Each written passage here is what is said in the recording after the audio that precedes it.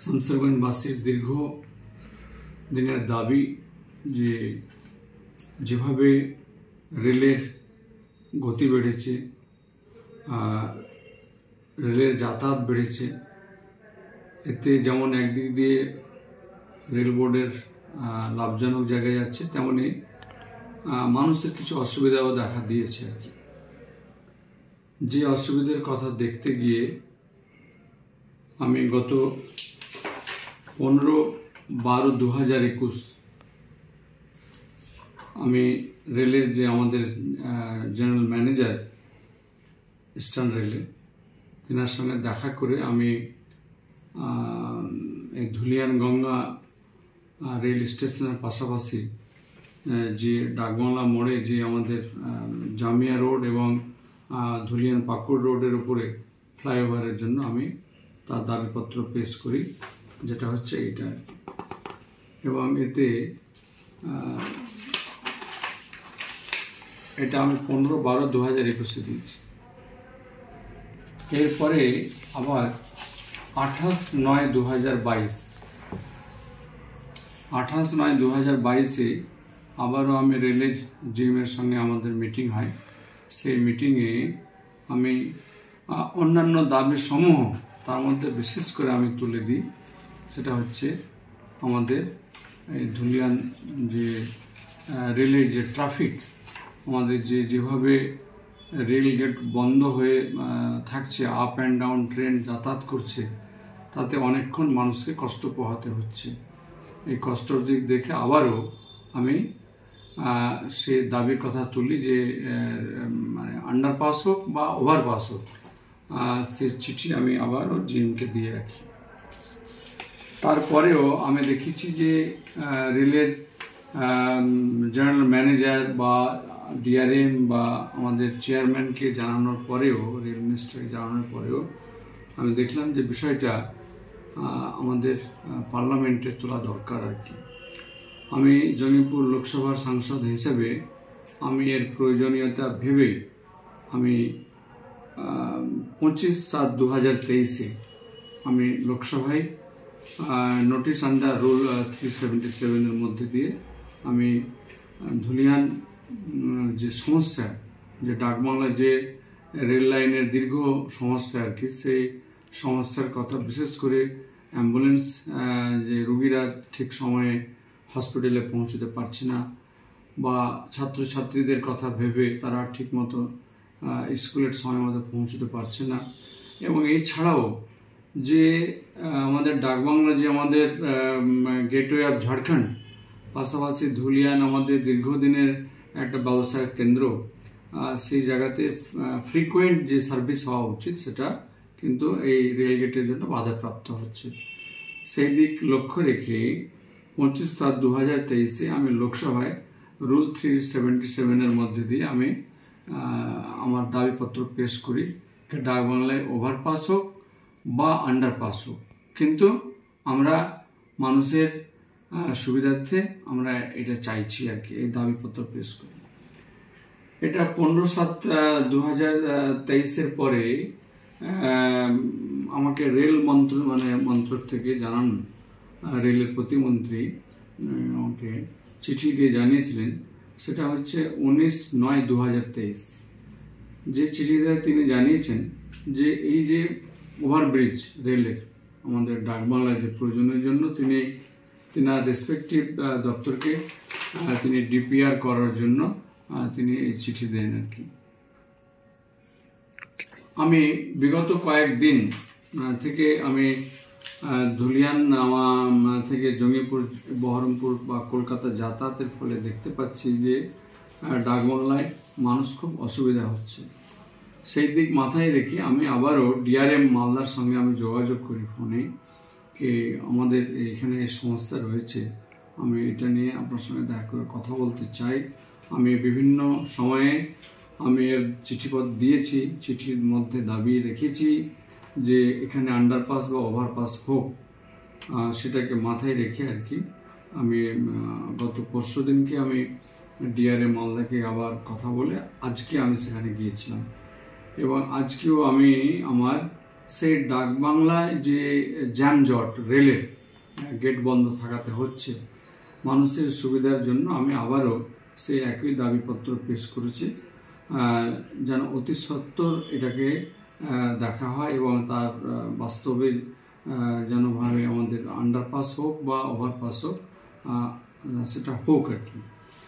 আজকে আমরা গিয়ে একটা খুব আশার আলো দেখতে পেলাম যে বিভিন্ন সময়ে যে আমি চিঠি দিয়েছি সেটা মনে হচ্ছে কিছু একটা কাজ হচ্ছে এবং আশার আলো দেখতে পাচ্ছি।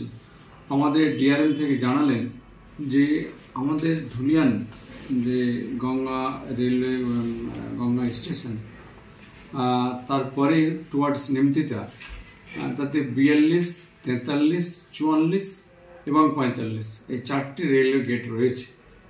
এই 4টি রেল গেটের মধ্যে আমাদের 42 এবং 43 রেল গেটের মাঝামাঝি আন্ডারপাসে তা স্যাংশন করেছেন আর কি। আশা করছি এটা আগামী মার্চ মাসের মধ্যে যে বক্সের লাগানোর প্রয়োজন সেটা বক্স রেল কর্তৃপক্ষ লাগাবেন আর কি, এবং তার দুই ধারে যে অ্যাপ্রোচ রোড সেটাও আগামী বর্ষার মধ্যে এটা করে ফেলবেন, যা আমাদের আশ্বাস দিয়েছেন আমাদের ডিআরএম সাহেব। পাশাপাশি আরও একটা এরকম আন্ডারপাস হবে, সেটা হচ্ছে 44 থেকে 45-এর মধ্যে, সেটাও কিন্তু আন্ডার প্রসেসে রয়েছে। এবং সব থেকে ভালো যেটা আরও আমাদের কাছে খবর, সেটা হচ্ছে যে 43 এবং 44-এর মাঝে যে আমাদের ধুলিয়ান পাকুড় রোড, সেই পাকুড় রোডে যেটা আরও রেল ওভারব্রিজ আর কি, সেটার জন্য মন্ত্রকের সঙ্গে যোগাযোগ হচ্ছে এবং আশা করছি এটাও আমরা তার সুফল পাবো আর কি। যদিও এই বিষয়টা আমরা এনএইচকেও জানিয়েছি, এই বিষয়ে যে কথা বলেছি আমরা, যে এই যে 43 এবং 44 নম্বর যে রেল গেট, তার মাঝে ধুলিয়ান পাকুড় রোডের ওপরে যে ফ্লাইওভারটা রেলের যে আমরা চেয়েছি, তাতে যেন ন্যাশনাল হাইওয়েতে যে ফ্লাইওভার যেটা ডাকবাংলায়, তার সঙ্গে যেন সংযুক্ত করা হয় আর কি, বা তার প্রভিশন রেখে যেন এনএইচের ওপরে সে ফ্লাইওভারটা করা হয়। আগামী মঙ্গলবার হোক বুধবার হোক আমি এনএইচের যিনি মালদা এবং মুর্শিদাবাদের প্রজেক্ট ডিরেক্টর আছেন, তিনার সঙ্গে কথা হয়েছে, আমি দেখাও করব এবং এ বিষয়ে কথা বলে যেন এনএইচের উপরে ফ্লাইওভারও ঠিকঠাক মতো আরম্ভ হয়ে যায়। পাশাপাশি যেন আগামী দিনে ধুলিয়ান পাকুড় রোডের উপরে যে রেলের যে ফ্লাইওভার ওভারব্রিজ হওয়ার, সেটাও যেন ঠিকঠাক মতো হয়ে যায়, হয় তার জন্য সচেষ্ট হওয়ার জন্য যে বিভিন্ন দপ্তর বা আধিকারিক রয়েছেন তিনাদেরকেও আমি সচেষ্ট হওয়ার জন্য জানাতে যাচ্ছি আর কি। কাজে আগামী দিন আমরা সুফলের আশা রাখছি, এটা আপনাদেরকে আমি বলতে পারি। আজকে আমাকে যেমন একটা প্রপোজড ড্রয়িং আমাকে দিয়েছেন আর কি, সেই প্রপোজড ড্রয়িংয়ে দেখলাম যে এটা কাজটা হবে আর কি। এবং আরও একটি বিষয় খবর, সেটা হচ্ছে যে আগামী 21 তারিখ আমি ডিআরএম অফিস থেকে একটা ইন্সপেকশনের জন্য টিমকে আমি ডেকেছি। আমাদের এখানে 3 জন বিধায়ক থাকেন, ফারাক্কা, শামসেরগঞ্জ এবং সাগরদিঘি, তিনাদেরকে সঙ্গে নিয়ে আমরা এই জায়গাগুলো একটু ইন্সপেকশন করব, যেন আমরা সবারই উদ্যোগে, সবারই প্রচেষ্টায় যেন আমরা এলাকার মানুষের কাজ করতে পারি, সেই দিকে আমাদের লক্ষ্য রয়েছে আর কি। আপনাদেরকে আরও একটা আমরা সংযুক্ত করছি আর কি। গত 1 সেপ্টেম্বর 2024-এ